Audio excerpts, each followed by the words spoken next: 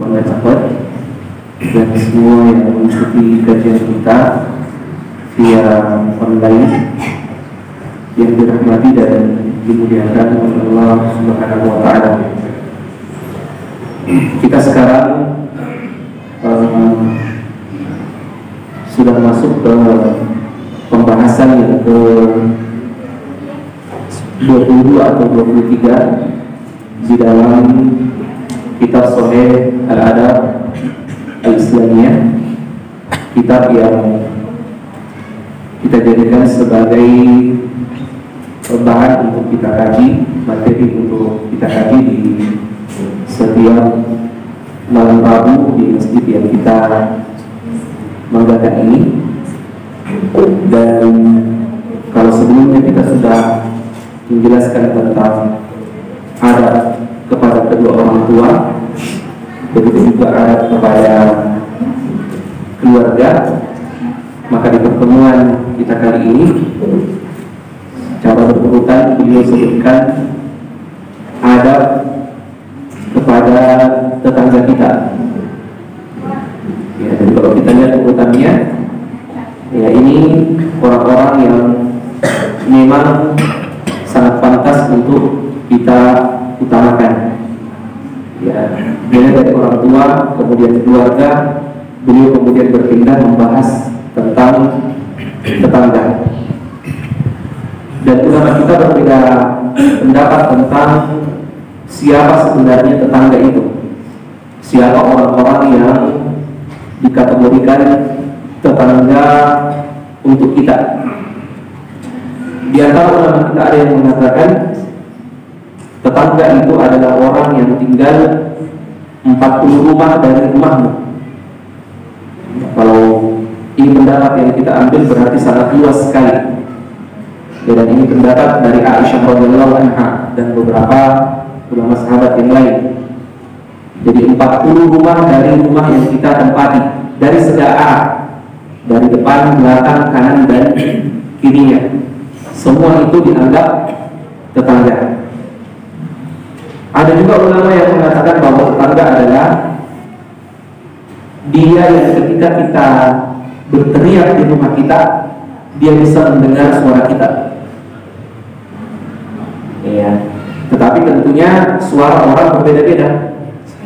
Ya, ada orang yang keras teriakannya, ada juga yang pelan teriakannya. Ya, tetapi ini bisa dipahami, itu menandakan bahwa orang yang dianggap tetangga itu adalah orang yang sangat dekat dengan rumah kita. Sampai-sampai ketika kita berteriak, dia masih bisa mendengarkan suara kita. Ya, ada ulama yang berpendapat seperti ini. Kemudian ada juga ulama yang mengatakan tetangga adalah orang yang 10 rumahnya jaraknya dengan rumah kita. Ya, kalau tadi 40 ada yang mengatakan tidak, cuma 10 saja dari segala arah. Ada juga yang mengatakan bahwa tetangga adalah dia yang sholat bersama kita di masjid. Ya, sholat bersama kita di sholat 5 waktu. Siapa yang kita bertemu dengannya di masjid itu, ya di masjid tempat kita sholat, berarti dia adalah tetangga kita. Dan ada juga yang mengatakan tetangga adalah dia yang rumahnya sangat berdekatan dengan rumahmu.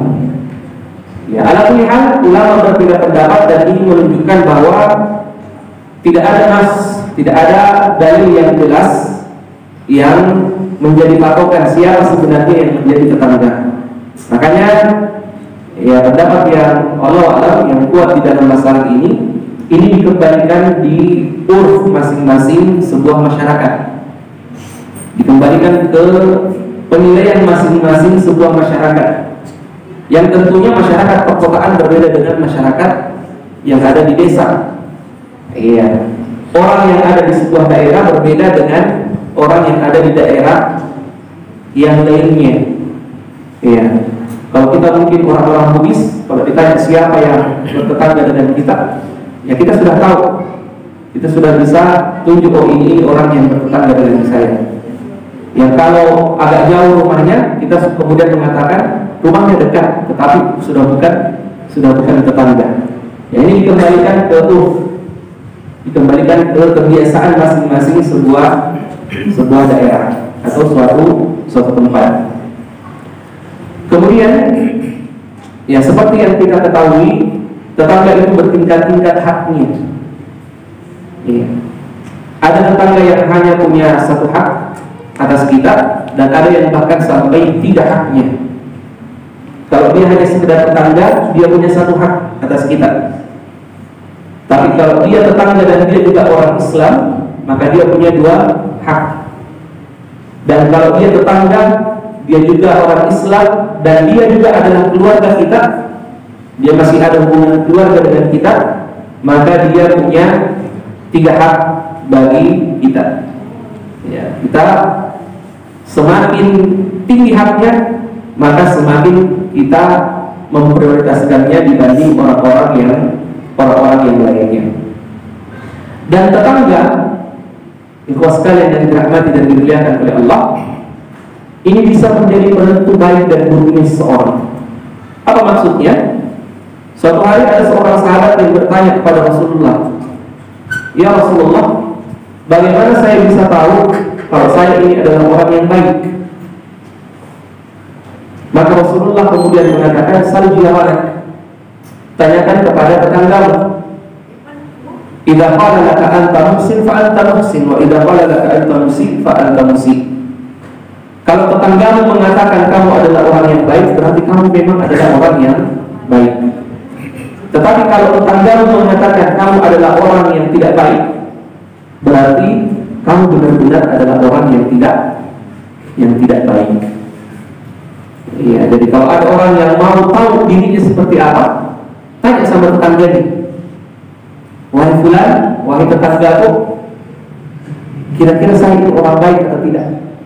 Kalau dia bilang, "Iya, antum orang baik, kamu orang baik," maka alhamdulillah, ya, kita bisa jadikan itu sebagai patokan penilaian.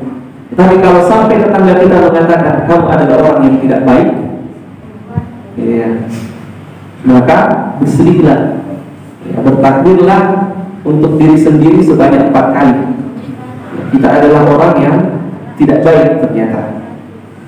Dan tetangga punya hak-hak yang harus kita jaga. Ada adab-adab yang harus kita perhatikan ketika kita bermuamalah, berinteraksi dengan mereka. Dan ini yang beliau sebutkan di dalam hadis. Yang pertama, adabu idza ijar, tidak mengganggu tetangga kita, tidak menyakitinya. Dalam hadis yang diriwayatkan oleh Abu Hurairah dalam Sahih Bukhari dan Sahih Muslim, Rasulullah sallallahu alaihi wasallam bersabda, "Man kana yu'minu billahi wal yawmil akhir fala yu'dhi jarahu." Siapa yang mengaku beriman kepada Allah, yang mengaku beriman kepada hari akhir, jangan ada yang menyakiti tetangganya. Maka jangan menyakiti tetangganya. Dalam hadis yang lain yang diriwayatkan oleh Abu Hurairah yang sudah sering kita dengar, seseorang bertanya kepada Rasulullah tentang seorang wanita. Dia mengatakan, "Ya Rasulullah, inna fulanan yudhkaru min kathrati salatiha wa siyamiha wa sadaqatiha." Ada seorang wanita, ya Rasulullah, dikenal ahli ibadah, rajin sholat, rajin berpuasa, sedekahnya banyak. Ghair annaha tu'ti jiranaha bilisaniha. Akan tetapi wanita ini yang dikenal sebagai orang yang ahli ibadah ini, dia adalah wanita yang menyakiti tetangganya dengan lisannya, hanya dengan lisannya. Iya. Hanya dengan lisannya dia menyakiti tetangganya. Maka Rasulullah mengatakan dia finnar, tempatnya di neraka. Lalu kemudian ditanya lagi, "Ya Rasulullah, inna fulana yudhkaru min qillati siyamiha wa sadaqatiha wa salatiha wa innaha tasaddaq bil athwari min al-aqid wa la tu'ti jiranaha." Ya Rasulullah, ada juga seorang wanita, tidak banyak puasanya, tidak banyak sedekahnya, dia juga bukan orang yang rajin sholat. Dan kalau dia bersedekah dengan al-aqid, iya, susu yang dibekukan. Apa bahasa kita di sini? Daging. Iya. Kalau dia bersedekah, dia hanya bersedekah itu saja. Ya, kalau Kalau dia bagi-bagi ke tetangga, itu saja yang dia bagi-bagi. Ya. Tetapi dia adalah seorang wanita yang tidak pernah menyakiti tetangganya dengan lisannya. Maka Rasulullah SAW mengatakan dia fil jannah, tempatnya di surga. Ya, lihat bedanya. Ya, tadi kita katakan tetangga itu bisa menjadi penentu baik dan buruknya seorang. Nah, di dalam hadis ini bahkan lebih-lebih lagi, tetangga itu bisa menjadi penentu tempat seorang nantinya di akhirat. Apakah dia akan berada di surga atau berada di neraka? Dia baik sama tetangganya, tempatnya di surga. Dia menyakiti tetangganya, bahkan hanya dengan lisannya dia bisa dimasukkan oleh Allah Subhanahu wa taala ke dalam neraka. Ini hanya dengan lisan. Maka bagaimana dengan tetangga yang pokoknya apapun yang dia lakukan itu mengganggu tetangganya? Dia sakiti dengan lisannya, dia sakiti dengan tangannya, ya, dia ganggu dengan kelakuannya. Ya, kalau tadi dengan lisan saja dia bisa masuk ke dalam neraka, maka bagaimana dengan orang-orang yang mengganggu tetangganya seperti itu? Ya. Makanya dalam adab yang kedua beliau mengatakan an manjaruhu syarruhu. Ya, tetangganya harus merasa aman dari keburukannya. Ya, tidak ada di antara kita itu sekalian kecuali punya kelakuan buruk, siapapun dia. Ya. Bahkan orang-orang soleh sekalipun pasti ada kelakuannya yang buruk.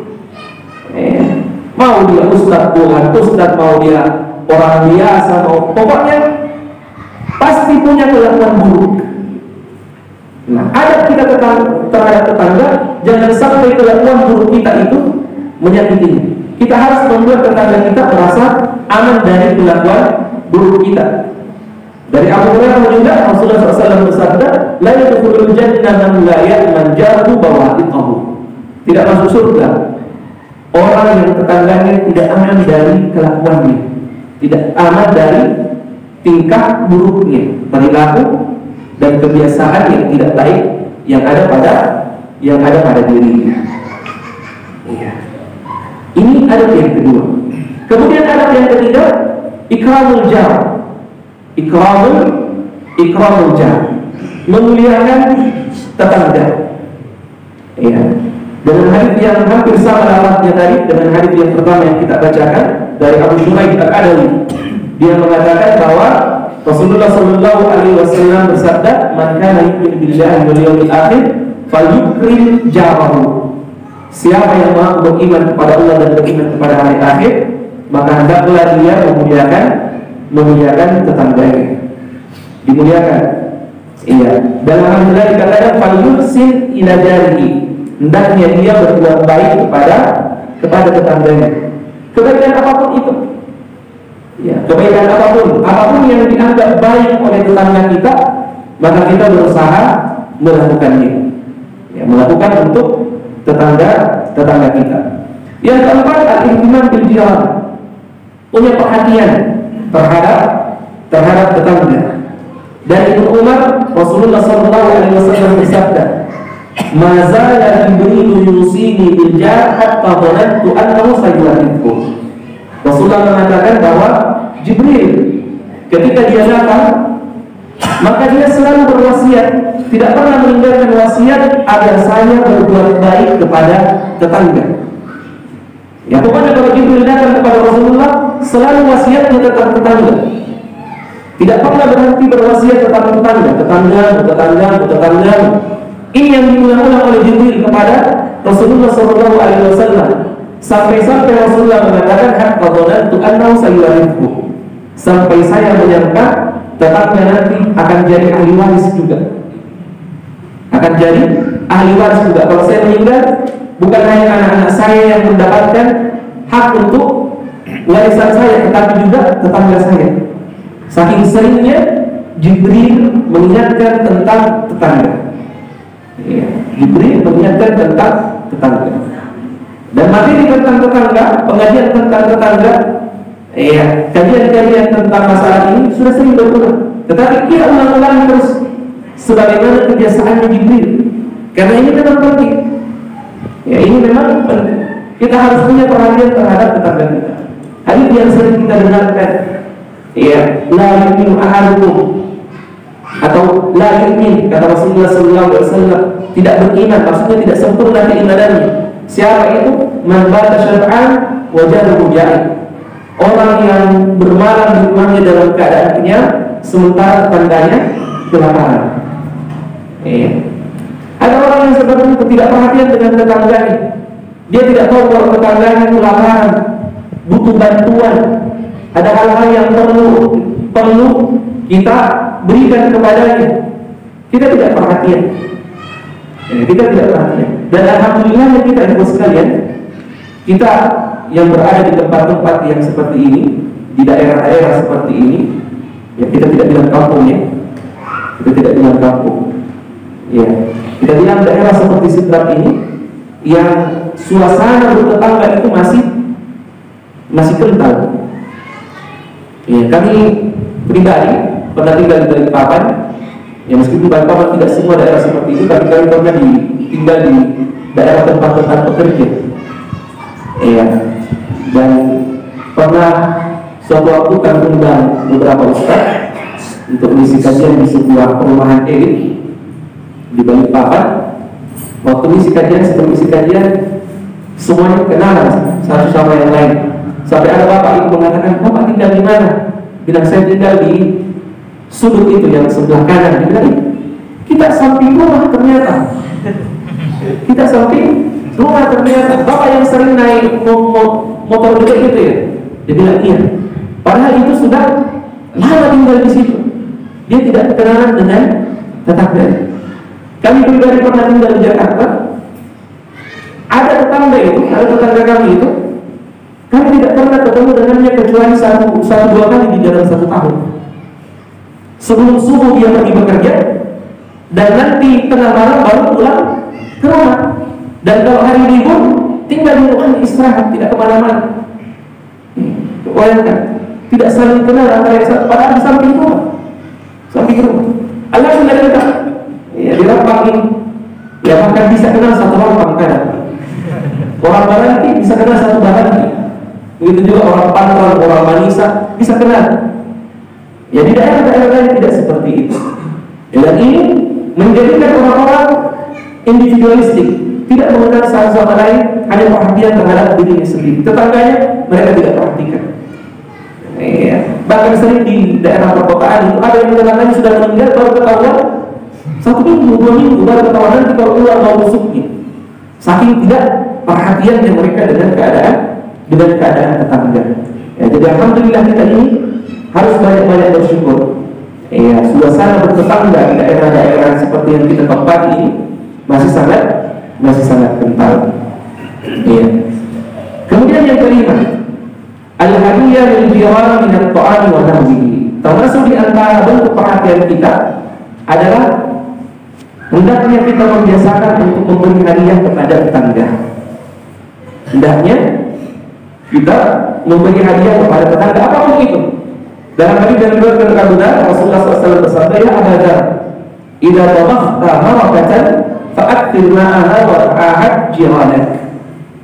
Wahai Abu Dzar, kalau kamu memasak daging yang berkuah, kalau bisa kasih banyak kuahnya. Ya supaya apa? Supaya kamu bisa menghadiahkannya juga sama tetangga. Ya, apa maksudnya ini? Apakah maksudnya airnya saja yang kita kirim ke tetangga? Bukan ini maksudnya. Ya. Kenapa Rasulullah mengatakan itu sama Abu Dzar? Ya karena dulu kehidupan orang dahulu berbeda dengan kehidupan orang sekarang. Ya, daging dan yang semacam itu adalah hal yang jarang didapatkan. Ya. Dan uang itu sangat berharga sekali di zaman dahulu.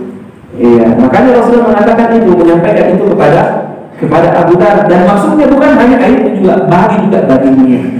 Dan kalau kita sekarang ini yang alhamdulillah ya tidak sama seperti dahulu, ya daging sudah menjadi hal yang biasa. Ya, maka kalau kita masak jangan yang dikasih banyak kuahnya, yang dikasih banyak dagingnya, supaya bisa dibagi sama tetangga.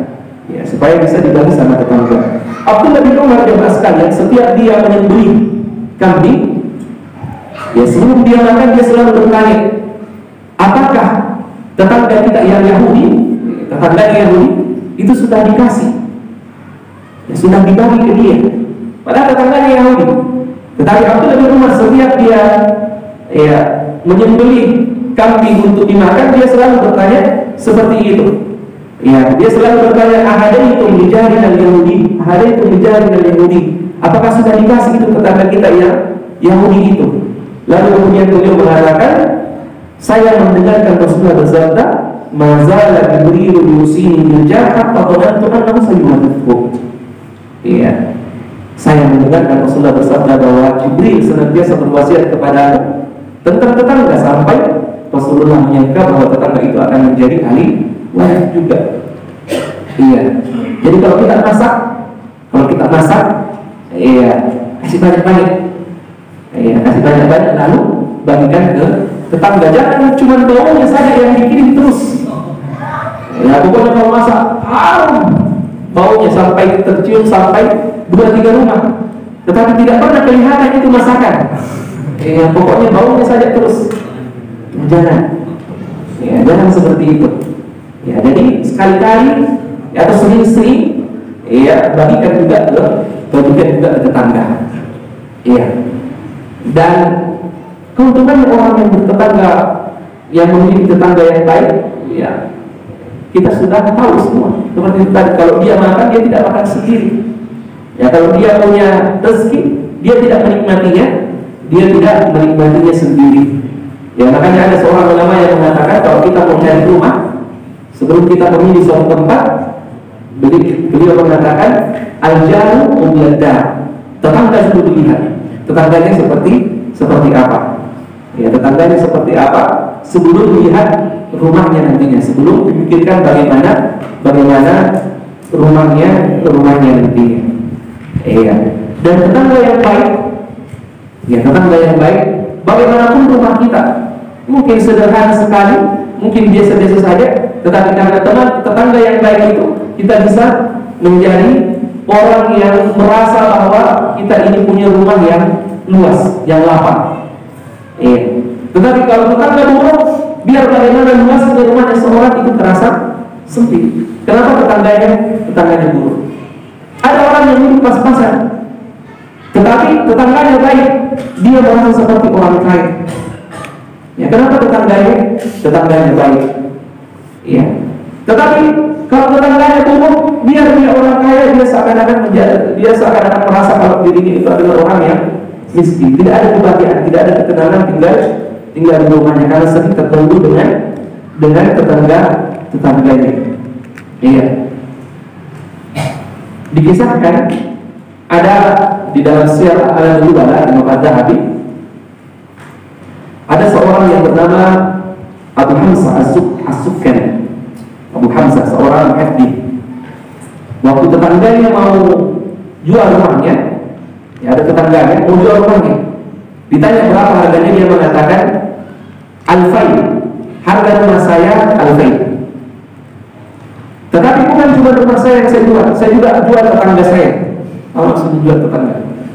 Ya, saya juga jual tetangga saya, Abu Hamzah As-Sukkani. Orang tadi, kenapa tetangga dijual? Tidak masuk akal tetangga dijual. Sampai akhirnya tidak ada yang mau beli rumahnya. Harganya 2.000 ini masuk akal. Tetapi dia juga jual tetangganya seharga rumahnya 2.000, jadi 4.000 semua. Tidak ada yang mau beli rumahnya. Ya, sampai hal itu terdengar sama Abu Hamzah. Ya. Ada yang menyampaikan bahwa tetanggamu mau jual kamu.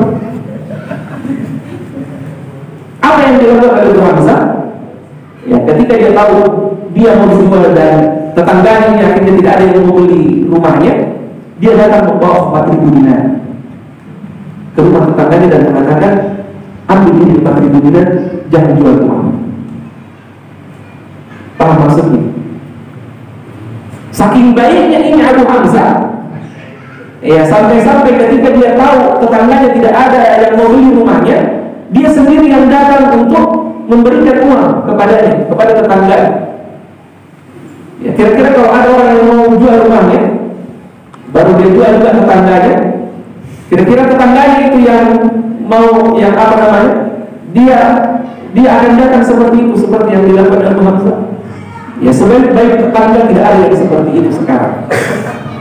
Ya, tidak ada yang seperti itu sekarang. Ya, kalau dulu terjadi kejadian, nah itu yang dilakukan oleh beliau rahimahullah. Yang kelima, siyanatu irdil jar wa malihi, menjaga kehormatan tetangga, begitu juga menjaga hartanya. Ya, dalam hadis yang diriwayatkan oleh Miqdad bin Aswad, dia mengatakan Rasulullah SAW bersabda pada sahabat-sahabatnya, "Ma taquluna fi zina?" Wahai para sahabat-sahabatku, apa pendapat kalian tentang dosa zina? Maka sahabat-sahabat yang mengatakan, "Haramahullah wa rasuluhu wa haramu ila yaumil qiyamah." Allah dan Rasulnya mengharamkan dosa zina, mengharamkan zina. Iya, dan dia haram sampai hari kiamat. Maka Rasulullah bersabda kepada sahabat-sahabatnya, "Lian yazniya rajulu bi ashri niswati aysar alaihi min an yazniya bi imra'ati jarihi." Kalau ada orang yang berzina, ada laki-laki yang berzina dengan 10 orang wanita, itu jauh lebih ringan bagi dirinya dibanding dia berzina dengan wanita tetangganya. Dengan wanita tetangganya. Ya. Harus dijaga kehormatannya. Ya. Beliau mengatakan, seseorang yang berzina 10 orang wanita, itu jauh lebih ringan baginya dibanding dia berzina dengan wanita tetangganya. Ya. Kemudian Rasulullah bertanya lagi kepada sahabatnya, "Maka kamu nafsariqah?" Apa yang kalian, ya, apa pendapat kalian tentang sariqah, tentang mencuri dan dosa mencuri? Maka para sahabat mengatakan seperti yang dikatakan tadi, "Haramahullah wa rasuluhu fa yahram." Allah mengharamkannya, Rasulullah mengharamkannya, maka dia adalah sesuatu yang haram, tidak boleh dilakukan, kita tidak boleh mencuri. Maka Rasulullah mengatakan, "Li'an yasriqa rajul min asyrati abiyatin aysar alaihi min an yasriqa bil jarihi." Ya, seseorang mencuri dari 10 rumah yang berbeda-beda, itu jauh lebih ringan bagi dirinya dibanding dia mencuri dari tetangganya. Ya, tetangga dijaga kehormatannya dan dijaga hartanya. Dan ada satu bentuk pencurian yang banyak dilakukan oleh tetangga yang kadang dianggap biasa terhadap tetangganya. Apa itu? Mencuri anaknya dengan memindahkan pagar rumahnya. Kadang-kadang pagar rumah itu pindah sendiri. Pindah sendiri batasnya. Kenapa setiap tahun tambah luas perasaan ini rumahnya? Pindah itu batas rumahnya, pagar yang menjadi batas rumahnya. Ya, ini bagi sebagian orang ada yang menganggapnya biasa-biasa saja. Ya, padahal itu adalah dosa yang sangat besar. Rasulullah tadi mengatakan, ketika seseorang mencuri dari 10 rumah, itu jauh lebih ringan dibanding dia mencuri dari tetangganya. Ya. Kemudian yang keenam, pemuliaan kita terhadap tetangga itu al-aqrab wal-aqrab. Skala prioritasnya adalah dengan melihat siapa yang paling dekat. Dari Aisyah radhiyallahu anha, dia mengatakan, "Ya Rasulullah, jawaini fa ila ayyi ma uhdi." Ya Rasulullah, saya ingin memberi hadiah kepada tetangga kita, tetapi ada 2 tetangga kita. Kepada siapa saya memberikan hadiah ini? Hadiahnya cuma cukup untuk 1 orang. Maka Rasulullah mengatakan, "Ila aqrabihi ma minka baban." Ya, kepada siapa yang paling dekat pintu rumahnya dengan pintu rumahmu. Ya. Jadi jangan kalau kita kasih hadiah selalu melewati rumah tetangga di samping. Iya. Lupa ya hadiah. Iya. Lalu ya jangan. Yang paling dekat rumahnya itu yang paling kita prioritaskan. Itu yang paling kita utamakan. Ya, jangan kasih lewat-lewat begitu saja. Ini yang keenam. Yang ketujuh, ada mengintifali hadiah jar wa in kanat yasirah. Ya, orang yang mendapatkan hadiah dari tetangga, kalau tadi memberi hadiah, sekarang orang yang mendapatkan hadiah dari tetangga, jangan menganggap enteng, jangan menganggap remeh hadiah yang diberikan tetangga apapun itu. Jangan menganggap remeh hadiah tetangga apapun itu, sekecil apapun itu. Ya, kalau itu hadiah, maka kita mengapresiasinya. Ya, jangan dianggap enteng, jangan dianggap remeh. Dalam hadis yang diriwayatkan oleh Abu Hurairah, dia mengatakan bahwa Rasulullah SAW bersabda, "Ya nisa al-muslimat, wahai wanita-wanita muslimah, la tahqiranna jaratun li jaratiha." Janganlah ada tetangga yang menganggap remeh tetangganya yang lain. Begitu juga jangan menganggap remeh hadiah yang datang dari tetangganya. Walau firsina syatin, bahkan meskipun hadiah dari tetangga itu adalah hadiah berupa firsin syah. Firsin syah ini ada yang menafsirkannya sebagai kikil kaki kambing, kikil. Yang kalau dulu di zaman Rasulullah SAW itu tidak dijadikan hadiah. Ya, karena itu tidak dikonsumsi orang-orang dahulu. Kalau berbeda dengan kita, kalau kikil memang itu enak, enak. Sop kaki kambing, enak. Ya kalau orang dulu tidak. Ya kalau orang dulu tidak. Iya. Mereka menganggapnya tidak memiliki nilai. Rasulullah mengatakan bahkan ketika hadiah itu kikil, ya cuma kikil saja, ya jangan bilang pas disentuh, kenapa kulit semua yang lain mana dagingnya? Jangan bilang begitu, jangan anggap remeh. Ya jangan anggap remeh, meskipun hadiahnya seperti itu kata Rasulullah Sallallahu Alaihi Wasallam. Iya, Sallallahu Alaihi Wasallam. Apapun hadiah yang didapatkan, yang diberikan dari tetangga kita. Kemudian yang kesembilan, ya di sini ada kebiasaan yang beliau sebutkan.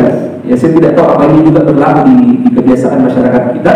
Beliau mengatakan, an la yamna al-jar jarahu min istikhdami hadithihi in ihtajahu. Jangan menghalangi tetangga kalau tetangga ingin memanfaatkan dinding rumah kita. Dinding rumah kita. Kebiasaan orang-orang dulu terkadang ya buat tiang untuk menggantung sesuatu itu ditempelkan ke dinding tetangga. Ya dinding tetangganya. Beliau mengatakan termasuk di antara adabnya kita tidak boleh melarangnya karena ada hadisnya.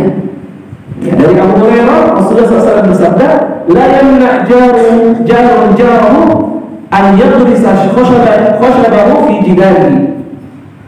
Janganlah seorang tetangga menghalangi tetangganya dari menancapkan tiang ke dinding rumahnya. Kalau ada tetangganya yang ingin menancapkan ya tiang ke dinding rumahnya. Abu Hurairah mengatakan kepada sahabat-sahabat, "Nabi arakum annahu mu'minin." Ada apa dengan kalian ini? Seakan-akan kalian tidak menganggap ini adalah hal yang penting. Wallahi la armiyanna bihabaina tabi'un. Demi Allah, saya akan menyampaikan ini ke semua orang. Ini adalah hal yang sangat penting. Ini adalah hal yang sangat penting kata Abu Hurairah. Tetangga kita kalau butuh dinding rumah kita, ya ulama kita menjelaskan selama tidak merusak, selama tidak mengganggu, kalau dia butuh maka persilahkan. Iya. Ini menancapkan ya, tidak sekedar menyandarkan, ini menancapkan. Ya makin baik kira-kira dakwah, ya pembentuk dolar. Dia kemudian menempelkan jemuran itu, ya jangan dihalangi. Ya, jangan dihalangi kata Rasulullah Sallallahu Alaihi Wasallam. Apalagi kalau itu tidak mengganggu kita. Ya, apalagi kalau itu tidak mengganggu kita. Ya kalau kita mungkin baru disandarkan, baru disimpan di samping rumahnya saja kita sudah merasa tidak enak, kita sudah merasa terganggu. Ya, dalam zaman Rasulullah bahkan mengatakan sampai ditancapkan sekalipun kita tidak boleh menghalanginya. Kemudian yang terakhir yang kita sebutkan, antahibbul jari kama tuhibbu nafsika. Ini yang paling umum. Engkau mencintai untuk tetanggamu apa yang engkau cintai untuk dirimu sendiri. Iya. Kalau di waktu istirahat kita tidak senang kalau ada yang ribut-ribut, maka itu juga yang harus kita lakukan untuk tetangga kita. Iya. Kalau kita sementara mati air di rumah kita, kita ingin agar tetangga kita membantu kita, maka begitu juga ketika tetangga kita ya mati airnya. Ya, jangan mengeluh ketika mati airnya. Ya, dia kemudian buka keran rumah kita. Ya, apalagi air itu memang ya hukum asalnya tidak dijual. Apalagi air yang sifatnya sudah memenuhi kebutuhan, itu adalah kelebihan tidak dijual. Ya, ketika tetangga kita mengambilnya, biarkan, berikan, itu sunnah. Itu sunnah. Dan begitu juga kita mencintai, kalau kita ingin kalau misalnya suatu waktu air di rumah kita mati, ya kita ingin kalau tetangga kita juga membantu. Maka begitu juga dia. Apapun yang pokoknya apapun yang kita inginkan untuk diri kita kebaikan, ya maka itu juga yang kita lakukan untuk tetangga kita. Dan ini ada yang terakhir yang beliau sebutkan. Ya, dan sifatnya umum. Sifatnya umum. Terakhir ada masih di Syiar A'lam Barat yang disebutkan oleh Imam Adz-Dzahabi. Ada seorang tabi'in kalau saya tidak salah yang bernama Abu Ya'la bin Ubayd. Ya, Abu Ya'la atau Ya'la bin Ubayd. Ya. Ketika tetangganya ditanya bagaimana Abu Ya'la atau Ya'la bin Ubayd ini, maka dia mengatakan ni'ma rajul huwa jahla. Dia adalah sebaik-baik orang. Dia adalah tetangga kami. Mundu khamsina sana ma ra'ayna minhu illa khairan. 50 tahun kami bertetangga dengannya, kami tidak pernah melihat kecuali kebaikan. 50 tahun kami bertetangga dengannya, kami tidak pernah melihat kecuali kebaikan. Ya. Semoga kita bisa menjadi tetangga yang seperti ini untuk tetangga kita. Ketika tetangga kita ditanya bagaimana si fulan, dia kemudian mengatakan saya tidak kenal dia kecuali dia adalah orang yang baik. Sudah berpuluh-puluh tahun kami bersamanya bertetangga dengannya dan kami tidak melihatnya kecuali dia adalah orang yang baik. Saya kira itu sekalian yang dirahmati oleh Allah Subhanahu wa taala. Masih ada kurang lebih 10 menit ya. 10 menit waktu yang tersisa. Kalau ada yang mau ditanyakan, ada yang mau diperjelas, silakan. Baik yang berkaitan dengan ya materi atau berkaitan dengan apa yang kita sudah bahas. Oke.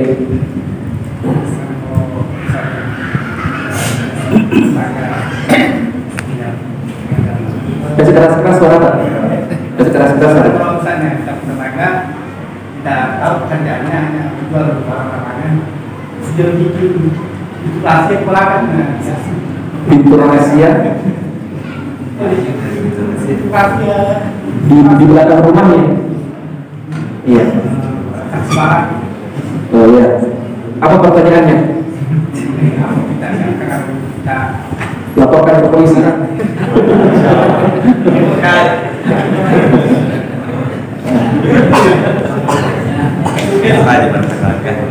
Abu Hanifah itu sekali Abu Hanifah, tahu Abu Hanifah? Salah satu mazhab. Beliau punya tetangga anak muda, pemabuk. Dan nanti kampung mabuknya itu kalau tengah malam. Kalau Abu Hanifah kalau tidak lagi belajar bukan ilmu, lagi sholat malam. Dan kalau kampung mabuknya selalu nyanyi, keras sekali suaranya. Dan itu terjadi lama sekali. Abu Hanifah bersabar dengan tetangganya yang sifatnya tidak baik itu. Sampai suatu hari, waktu dia sholat malam, dia tidak mendengarkan suaranya anak muda. Dan aneh baginya, kemana nih biasanya ada suara menyanyi, kenapa sekarang tidak ada? Iya, paginya dia tanya sama tetangganya, dia bilang baru saja ditangkap sama polisi. Kira-kira kalau kita jadi Abu Hanifah, apa yang kita lakukan? Mungkin kita bilang alhamdulillah, tidak ada yang mengganggu. Tidak, yang dilakukan oleh tidak. Yang pertama kali bahkan yang menjenguk anak muda ini adalah Abu Hanifah. Dan dia memberi syafaat, dia memberi pembelaan, dia menjamin anak muda ini, ya supaya anak muda ini bisa dibebaskan. Dan sejak saat itu anak muda itu taubat. Iya. Jadi kalau Kalau ada tetangga yang seperti ini, apa yang harus kita lakukan? Yang paling pertama, usahakan untuk bisa menasihatinya, bisa berbuat baik dengannya, mendoakannya. Ya terkadang ketika kita melihat orang yang tidak baik sifatnya sekalian, yang kita pikirkan bagaimana caranya agar orang itu dihukum. Kita tidak pernah memikirkan bagaimana caranya agar orang itu mendapat hidayah. Ada orang yang tidak sholat, ya, kita selalu berusaha mencari apa hukumnya itu orang, sudah kafir kita belum. Kita tidak pernah memikirkan bagaimana caranya agar dia bisa melangkahkan kakinya pergi ke masjid untuk sholat. Ya kita tidak pernah memikirkan itu. Ya. Kalau ada orang yang seperti ini, doakan. Itu yang pertama yang kita akan doakan. Ya doakan. Mudah-mudahan ya dia bisa mendapat hidayah. Ya berbuat baik kepadanya. Mudah-mudahan dengan kebaikan kita itu hatinya bisa tersentuh dan dia bisa berubah dan dia bisa bertobat kepada Allah Subhanahu wa taala. Iya. Dan selama dia tidak membuat kerusakan yang sifatnya bisa mengganggu kita, ya maka itu hukum asal yang sebenarnya itu yang paling bagus untuk kita lakukan kepadanya. Itu yang paling bagus yang kita lakukan kepada Allah. Iya.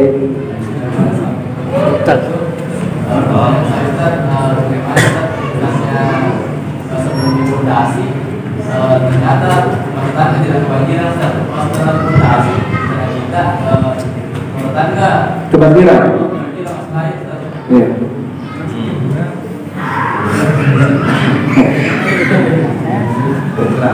Ini masalahnya sebenarnya.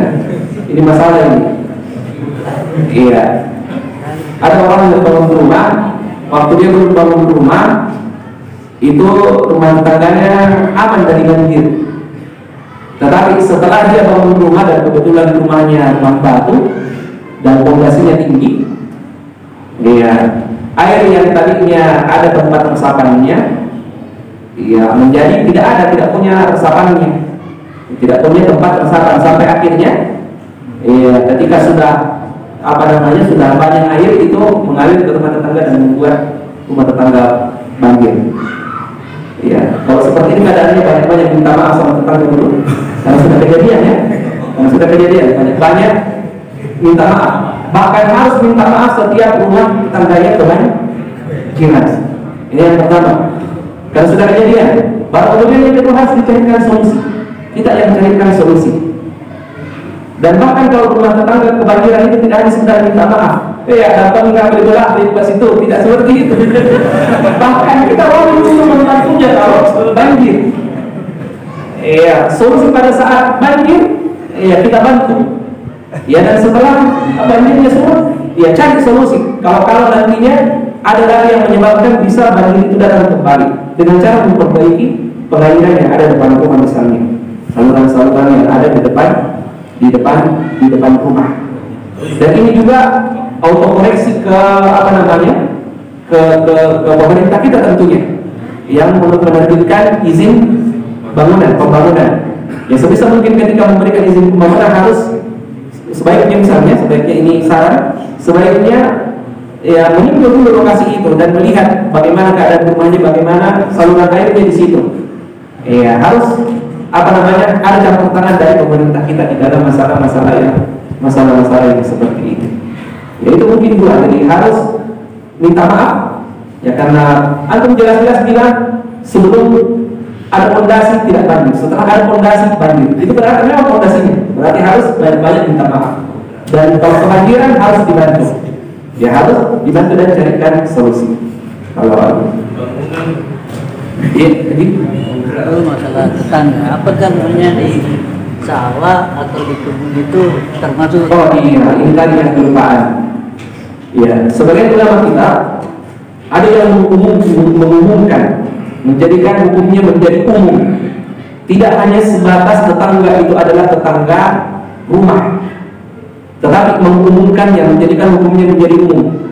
Seperti misalnya ketika kita berjualan di pasar, jadi kios kita dengan kios yang ada di samping kita itu namanya tetangga kios. Kita bekerja Ya, di tempat kerja kita ada orang yang bekerja juga di samping, itu adalah tetangga kita. Ya, itu adalah tetangga kita. Kita pergi ke sekolah, ya kita belajar. Orang yang ada di bangku, yang duduk di bangku dekat kita, itu juga adalah tetangga kita. Ya, itu juga adalah tetangga kita. Bahkan sebagian ada yang mengatakan ketika kita pergi safar naik pesawat, kita duduk di kursi nomor 10, ada yang duduk di kursi nomor 11, 12 itu adalah tetangga kita. Ya, meskipun hanya sifatnya sementara. Jadi masuk juga tadi. Masuk juga, kalau ditanya apakah itu masuk tetangga, itu juga masuk. Ya, tetangga sawah itu juga masuk tetangga. Ya, tetangga kebun itu juga masuk. Ya, itu juga masuk juga tetangga itu. Ya, itu juga dihukum. Tidak boleh diganggu sawahnya, tidak boleh tidak boleh dimuliakan dan seterusnya. Berlaku tadi ada pada yang kita sebutkan.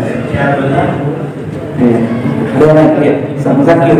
Anastas, apakah termasuk memuliakan tetangga apabila melakukan pekerjaan bidah atau kesyirikan? Apakah boleh atau mendatangi untuk membantu? Untuk membantu? Tidak. Tidak. Pertanyaannya, bagaimana kalau tetangga melakukan perbuatan kesyirikan? Apakah termasuk di antara adabnya kita berbuat baik, kita datang membantunya? Tidak. Nah, kalau cara bidah, sama tadi tetangganya sama penjual sama-sama, jangan dibantu. Didoakan, jangan dibantu. Jangan dibantu. Bantu gimana? Ya, tidak boleh. Jadi jelas dalilnya. Ya, wala ta'awanu 'alal itsmi wal 'udwan. Janganlah kalian tolong-menolong di dalam dosa dan permusuhan. Jangan. Tapi kalau cara bidah, Ustaz? Iya. Cara bidah semua termasuk. Jadi yang dosa-dosa yang melanggar syariat tidak boleh dibantu. Didoakan, dinasihati, tapi tidak dibantu.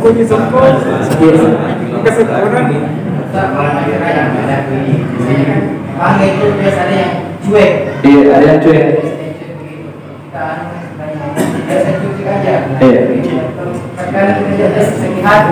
Iya.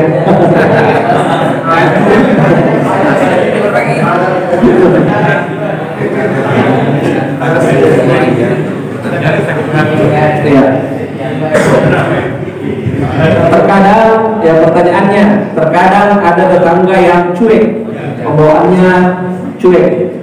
Ya, kadang kalau ditegur, pokoknya cuek. Ya, dan itu bikin sakit hati. Iya. Iya. Jadi tidak bisa itu hukum asal itu kaidah itu kemungkaran tidak boleh dibalas dengan kemungkaran.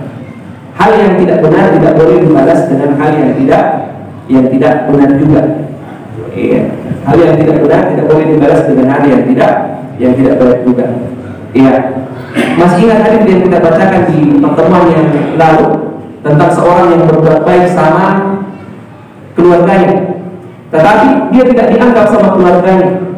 Ya, Rasulullah SAW mengatakan, pokoknya Allah terus menolongmu selama kamu berbuat baik kepadanya. Ya, itulah yang kita lakukan. Dan perlu juga dicari tahu apa penyebabnya dia cuek seperti itu. Iya.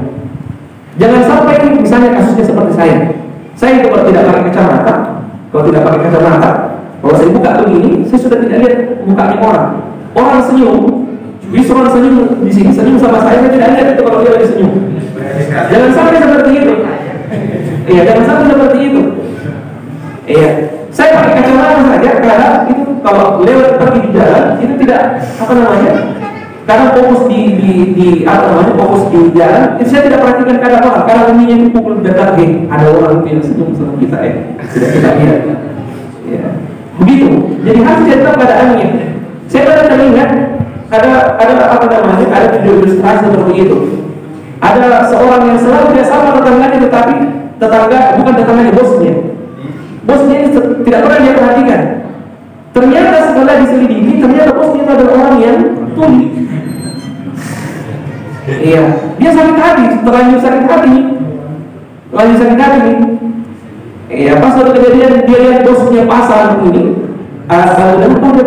ternyata bos saya itu orang yang tuli. Bisa jadi seperti itu.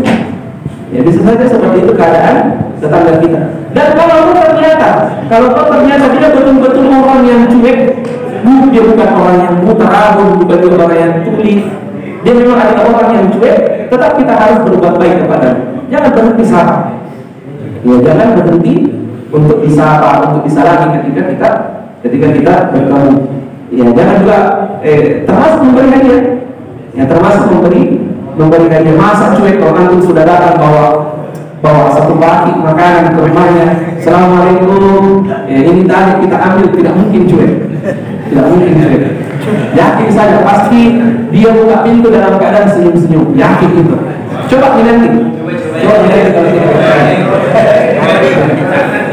Ya, coba nanti kalau tidak percaya. Yakin pasti ada senyum-senyum gitu. Sudah habis waktu? Sudah habis waktu? Ya, ini kita tunggu jawabannya. Kabarnya pakai depan. Praktekkan ini. Ya. Apa? Ya ada di kampanye. Oh, tidak ada. Saya kira masih ada. Kalau masih ada, ya praktekkan baru kita dengarkan ini hasilnya kita dengar. Sebenarnya kalau diambil sudah. Assalamualaikum.